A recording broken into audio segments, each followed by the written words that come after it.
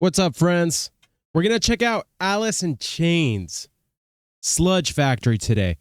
I think we've checked out a couple of songs of Alice in Chains. I am, of course, familiar with them. My brothers were huge fans.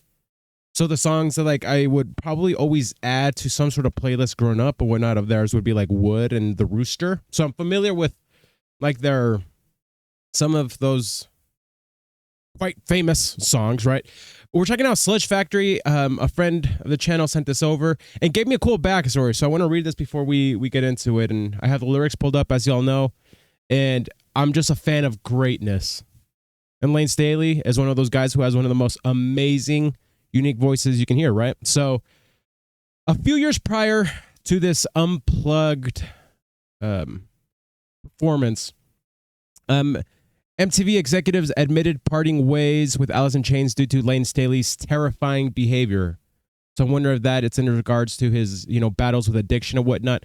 I was somewhat being told a little bit about his backstory about how, was it his dad or something, like being the enabler with a lot of these things, heck, even doing this sort of crap with him at a young age.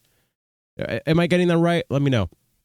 The irony is this song was written in response to MTV. Less than 2 years later, Alice in Chains were invited back to play MTV Unplugged, which seems to be all like whenever someone types in MTV Unplugged, Alice in Chains is always on there. This seems to be one of the most iconic Unplugged performances ever. So excited to check it out. Let's do this. Love the set feel of this.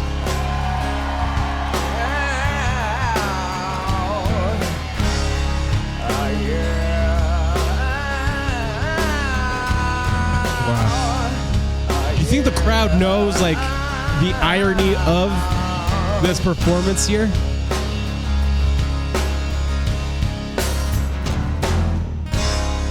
Very interesting.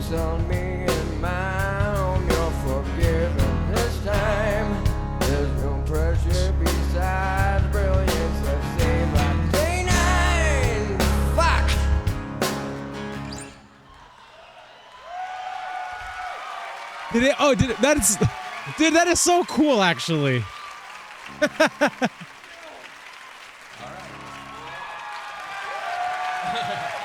Dude, that just helps you recognize just how good of a performance this all was, because they are really performing it live. You guys just get to hear more, that's all. Seriously. How these things go. All right, let's try one more time. What are you guys looking at, man? I like these guys. Okay, so what's the guitarist's name? Because if I recall, I think it's my brother who told me whenever they do some harmonies and stuff, it's them two, right?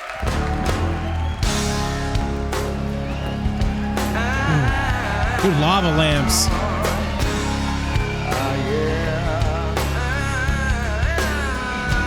He's riffing a little bit more, too.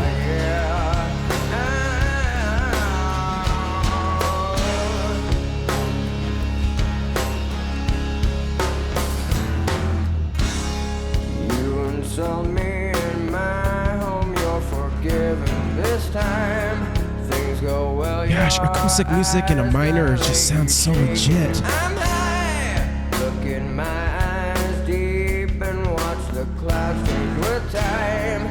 20 hours won't print my picture, milk carton size. Carton size. Carton size.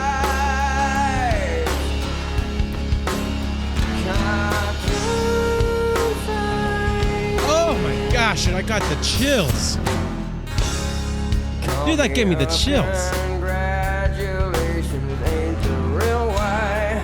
There's no pressure besides brilliance. Let's say by day 9. Corporate ignorance. Let's keep control time. By the way. Guess just the corporate feel of the music industry. Once again, to see it in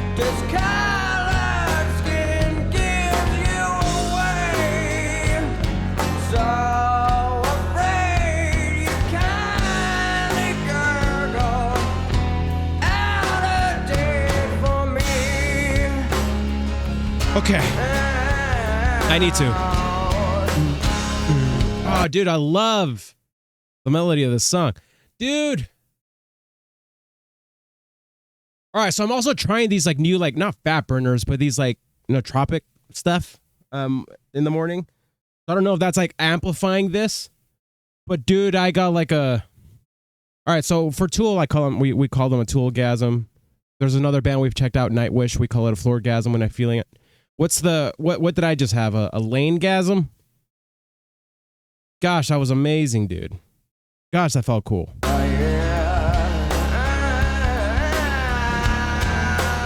It's got like so much soul in this singing.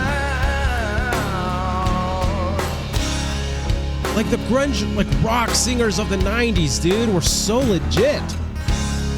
Now the body of one soul I adore wants to die.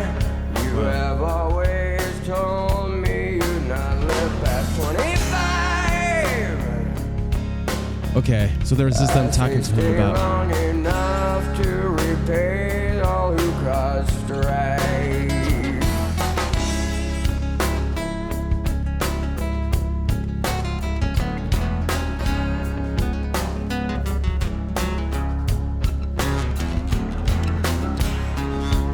Sounds so good, bro.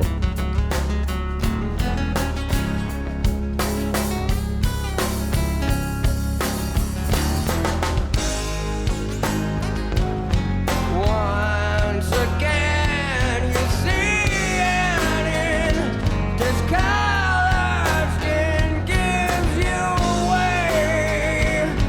So afraid you kindly gurgle out a date for me.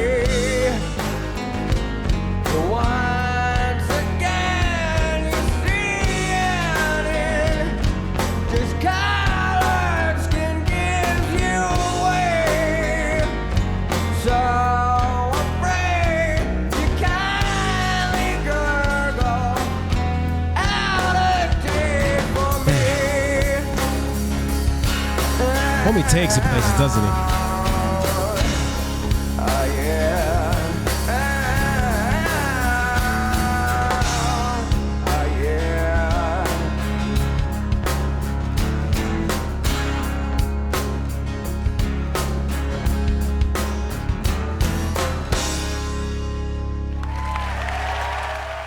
I looked up the lyrics here and saw some things like where they're talking about that your weapon is guilt, your weapon is guilt, your weapon is guilt, guilt. How many times do we do that, man? That's not a fair weapon to use, huh? Gotta knock that crap out. Talk about the worst way to help any of us, perhaps struggling with some sort of substance abuse, addiction, and whatnot. Dude, what a freaking... Oh my gosh, dude. There is no voice like Lane Staley's. So many good voices from this era, dude. Unbelievable. And I just love the in your face story behind this song and the performance. Absolutely love that.